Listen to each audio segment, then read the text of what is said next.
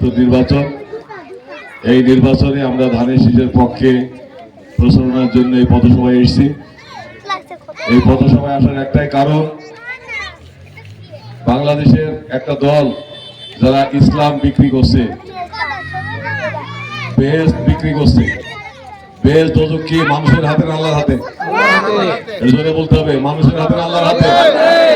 আল্লাহর হাতে, না? আল্লাহর হাতে যে জিনিস আছে সেই জিনিস কি মানুষ দিতে পারে?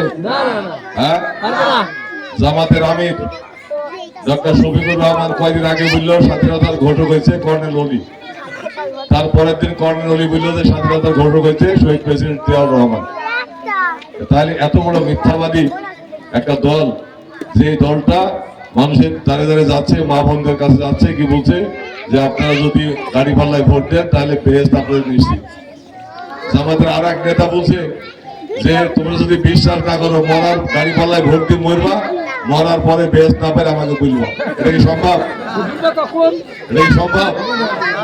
তাহলে ইসলামকে ব্যবহার করি মানুষকে যে ধোঁকা দিয়ে বোকা বানানোর চেষ্টা, এই চেষ্টা কোনোদিনই বাস্তবায়ন হবে না। হবে বাংলাদেশে?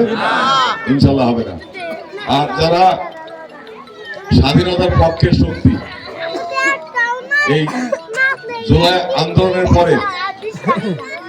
আন্দোলনের পরে আপনার জামাত ইসলাম আর এনসিপি এরা দুই দল একসাথে মিলে বললো যে আওয়ামী লীগের নিবন্ধন বাতিল করতে হবে।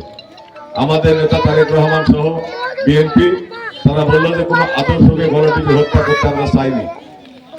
আওয়ামী লীগ একটা আদর্শিক দল, তার নেতা খারাপ হতে পারে, তার অসংখ্য ভক্ত অনুরাগী আছেন, তার আদর্শের অনেক লোক আছে। যদি আদর্শকে গণটিকে হত্যা করা হয় তাহলে অন্যায় করা হবে। আমরা আওয়ামী লীগের নিবন্ধনের বাতিলের পক্ষে না, যার কারণে বাতিল হয়নি। সাময়িক আওয়ামী লীগ স্থগিত আছে, তাই তো নাকি? হ্যাঁ, রাজনৈতিক কর্মকাণ্ড স্থগিত আছে। সেক্ষেত্রে আমরা একটা জিনিস বলতে চাই যে আজকে এনসিপি আর জামাত মিলে এখনো কোনো কর্মকাণ্ড নাই যে বাংলাদেশে করে নাই। সেই কর্মকাণ্ডের মধ্যে আমরা দেখেছি যে শেখ মুজিবের মূর্তি, যে মূর্তিকে আমরা নিজেরা সম্মান করি, যে সে স্বাধীনতার স্থপতি, তাই না? তাকে আমরা সম্মান করি। সেই মূর্তিকে ভাঙ্গি আমরা দেখছি যে ছেলেপিলে মূর্তিতে প্রসঙ্গ করছে, এটা দেখেছি আমরা ফেসবুকে। শেখ মুজিবের বাড়ি এক দফা না 10 দফা মনে ভেঙেছে, এবং কারা ভাঙ্গিছে আমরা দেখেছি, সব গাড়ি টুপিওয়ালা পরা লোকজনকে ভেঙেছে এবং স্লোগান দিছে, না তুমি স্লোগান দিছে। সেই ক্ষেত্রে আমার হায়দার ভাই যে কথা বললো যে স্বাধীনতার পক্ষের শক্তি হয়েছে আওয়ামী লীগ আর স্বাধীনতার বিপক্ষে শক্তি হয়েছে জামাত, তাই তো? সেই ক্ষেত্রে আওয়ামী লীগ আর জামাত কিন্তু মেলে না। যদি আপনারা আমার উপরে, আমার বিএনপির কোনো ভাইয়ের উপরে বা বিএনপির কর্মীর উপরে রাগ করে যদি আপনারা অপরাজনীতি করতে চান, তাহলে কিন্তু আপনারা রানীপাল্লায় ভোট দিতে পারেন।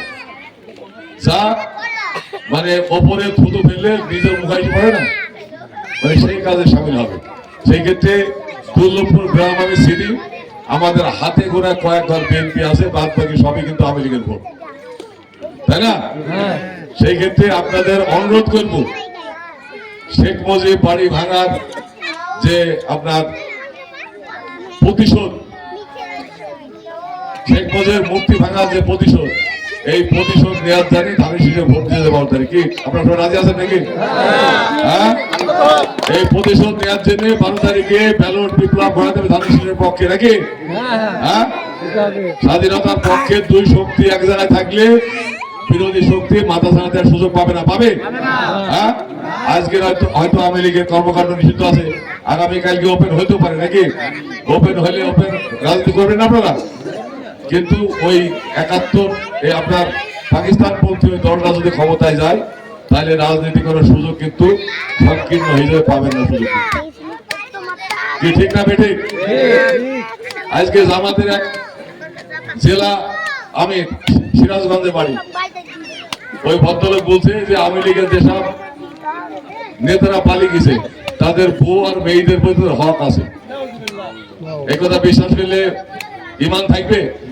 হকটা মানে কি বুঝছেন তো, যে তার বউ এবং মেয়েদের ব্যবহার করা যাবে, মানে গনিমতের মাল, মানে উহুদের যুদ্ধের তুলনা করছে। যুদ্ধে জিতে গেলে যেমন এক দল পালিয়ে গেলে আর এক দলের বউ ছেলে মেয়ে নিয়ে আসি রাখতো ওই রকম মনে করছে, বুঝছেন?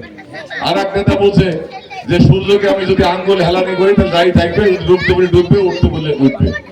যে কথাটা আমাদের প্রিয় নবী হযরত মুহাম্মদ সাল্লাল্লাহু আলাইহি ওয়াসাল্লাম জীবনে কিন্তু বলতে পারেন।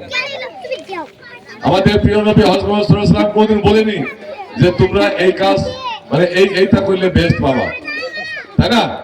বলিছে অনেক হাদিস কোরআন দেখিছে যে এইসব নিয়ম কানুন মানলে তোমরা বেশ যাবা, এই কাজ করলে দোজখে যাবা, কিন্তু বলতে পারেনি যে দাঁড়িপাল্লায় ভোট দিলে বেহেশতে যাবা। তারা বলে মিজানের প্রতীক হয়েছে দাঁড়িপাল্লা। কত বড় বদমেশ চিন্তাকে দেখছেন। সেই ক্ষেত্রে এই ধর্ম ব্যবসায়ী প্রতারক এই দরজা থেকে সবাইকে সজাগ থাকতে হবে এবং আগামী 12 তারিখে ধানের শীষে ভোট দেবে। নাকি সবাই রাজি তো? নাকি হ্যাঁ, সবাই রাজি? কিছু কিছু মহিলা না, আমাদের ধর্মপ্রাণ কিছু কিছু মা বোনেরা আছে যাদেরকে কোরআন শরীফ হাত করে শপথ করাইছে কিছু জামাতের মহিলা।